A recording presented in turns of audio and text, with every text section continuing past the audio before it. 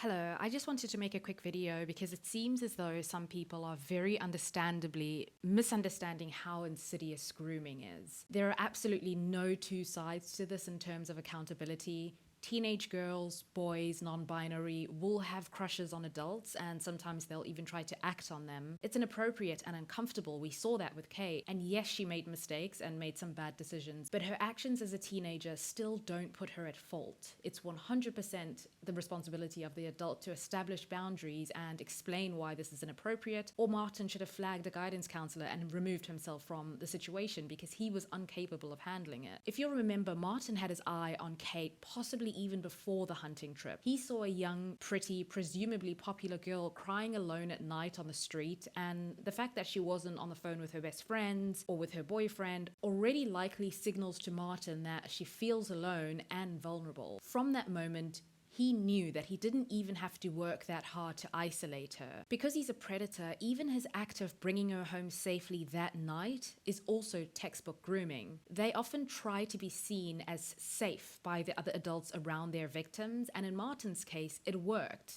Kate's mom invited him to the hunting trip. As I've mentioned, Kate has made some mistakes and possibly poor decisions, but there's a reason why, for example, even when they commit crimes, minors are judged and punished or rehabilitated very differently to adults under the eyes of the law. So we as adults need to be mindful of not judging Kate by our own standards. Lastly, the show has been very good at showing that predators often don't look or act like monsters. Again, if you remember the scene on the bench at the hunting trip, there's nothing inherently wrong with teens and adults talking on a bench. It's not like Martin even sought her out. What he did do, though, is reveal to her that his father took his own life. This is again textbook grooming, because he's trying to establish an emotional connection by telling her something deeply personal and so soon as well. The point is to gain her trust and sympathy. He's an adult and he doesn't know her. That whole scene was also 100% red flags, and if we look back at literally all of Martin's behavior, it's textbook and very intentional.